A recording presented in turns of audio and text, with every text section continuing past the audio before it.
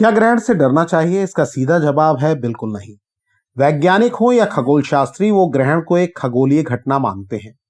खगोलीय घटनाएं कौतूहल जगा सकती हैं, उत्साहित या रोमांचित कर सकती हैं, लेकिन उन्हें डर की वजह नहीं होना चाहिए और वो होती भी नहीं है। सूर्य ग्रहण और चंद्र ग्रहण की वजह क्या है, ये बच्चों को शुरुआती पढ़ाई के दौरान ही बता दिया जाता है।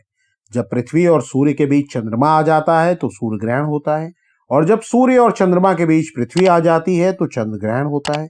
सूर्य ग्रहण अमावस्या को होता है और चंद्र ग्रहण पूर्णिमा को। पूर्ण सूर्य ग्रहण के समय सूरज एक अंगूठी जैसा नजर आता है। कई बार दिन में रात जैसा आभास होता है।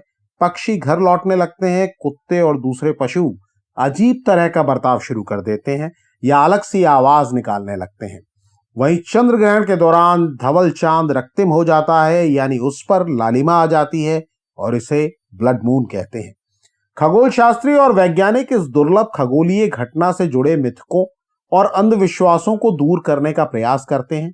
वो बताते हैं कि ग्रहण से डरने की जरूरत नहीं और लोगों को सावधानी के साथ ग्रहण देखने के लिए प्रेरित भी करते हैं। नासा और दूसरे संस्थान ग्रहण की लाइव स्ट्रीमिंग करते हैं, लिंक शेयर करते हैं, जिससे आप घर बैठे ग्रहण देख सकते हैं।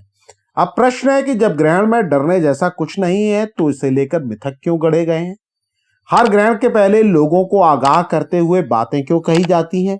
और इसमें से कई बातों को धर्म के साथ जोड़कर जो कुछ कहा जाता है, क्या उसका मकसद अंधविश्वास फैलाना और इसके जरिए लोगों को डराना है? कुछ हद तक इसका जवाब भी है बिल्कुल नहीं। ग्रहण को लेकर मिथक हर सभ्यता में रहे हैं। एशिया के कुछ हिस्सों में माना जाता है कि ग्रहण के दौरान ड्रैगन सूर्य को निगल लेता है। चीन में मान्यता रही है कि कुत्ता सूर्य को निगलता है।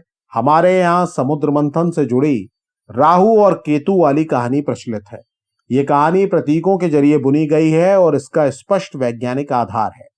जब जन जन तक ज्ञान, विज्ञान और अध्ययन की पहुंच नहीं थी, संचार के आज जैसे साधन नहीं थे, टीवी, मोबाइल, यहां तक कि अखबार और रेडियो नहीं थे, आज जैसे क्लासरूम और यूनिवर्सिटी नहीं थी, इंटरनेट नहीं था, लाइव स्ट्रीमिंग नहीं थी, तब बातें मुंह जबानी यानी माउथ पब्लिसिटी के जरिए ही आगे बढ़ती थी।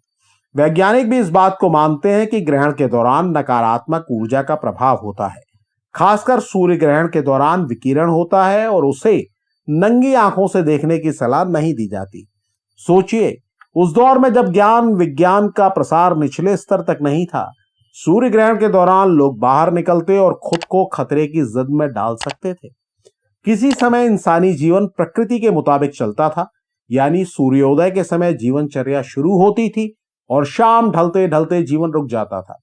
आज भी पशु पक्षी की घड़ी सूरज और चांद ही है। दूसरी कथाओं में देखें तो ग्रहण का प्रभाव हर किसी के लिए बुरा नहीं दिखाया गया है। महाभारत के युद्ध में अभिमन्यु के शव का अनादर करने वाले जयद्रथ का वध अर्जुन ने पूर्ण सूर्य ग्रहण में ही किया था। ज्योतिष विज्ञानियों के मुताबिक जयद्रथ पर ग्रहण का असर बुरा और अर्जुन पर अच्छा हुआ। भारतीय परंपरा में ज्योतिष को भी विज्ञान का दर्जा हासिल है। ग्रहण और सूतक का निर्णय बताने वाले ज्योतिष भी स्पष्ट रूप से कहते हैं कि ग्रहण और सूतक के दौरान पाबंदियां उन्हीं के लिए हैं जो उनका पालन कर सके, यानी समर्थ हो। बच्चों, बूढ़ों, बीमारों और आसक्त लोगों को हर पाबंदी से दूर रखा जाता है। हमारे वेदों में कहा गया है, चंद्रमा मनसो जातश् चक्षो सूर्यो अजायतः च। परमात्मा के मन से चंद्रमा की उत्पत्ति हुई है और आंखों से सूर्य की। चंद्रमा को मन और सूर्य को आत्मा का कारक माना गया है। ज्योतिष विज्ञानी बताते हैं कि अगर कुंडली में चंद्रमा की स्थिति ठीक न हो तो जातक को मन और मस्तिष्क से जुड़ी परेशानी हो सकती है। चंद्रमा कमजोर स्थिति में होता है तो आंखों की समस्याएं हो सकती हैं। खराब पाचन, खराब प्रजनन शक्ति, भ्रष्ट बुद्धि और लंबे समय तक बुखार होने जैसी दिक्कत दिख सकती है। वैज्ञानिक भी मानते हैं कि समुद्र में आने वाले ज्वार भाटे से लेकर हमारी मेंटल हेल्थ तक पर चांद का प्रभाव होता है। हमारे शरीर में 60% से अधिक पानी है। शरीर पर भी चांद का असर होता है। कई शोधों के आंकड़े बताते हैं कि पूर्णिमा के करीब सुसाइड की घटनाएं बढ़ जाती हैं। अमेरिका के इंडियाना में साल 2012 से 2016 के बीच सुसाइड केस के आंकड़े जुटाए गए। रिसर्च करने वालों ने पाया कि पूर्णिमा के करीब वाले हफ्ते में ऐसे केस की संख्या बढ़ गई। सुसाइड करने वालों में ज्यादातर लोग 55 साल से अधिक उम्र के थे। लेकिन वैज्ञानिक और खगोल शास्त्री जो बताते हैं वो भी तथ्य है।